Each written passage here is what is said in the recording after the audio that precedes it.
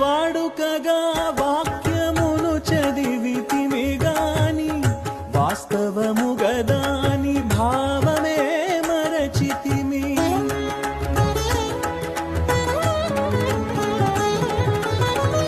వాడుకగా వాక్యమును చదివితిమి గాని వాస్తవము గదాని భావమే మరచితిమి.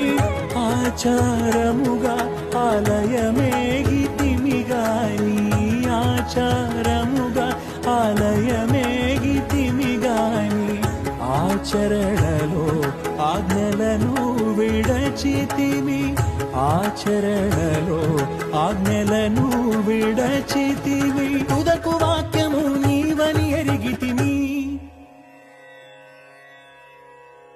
నీ ఆలయముగా మేము మారితిమి యేసు.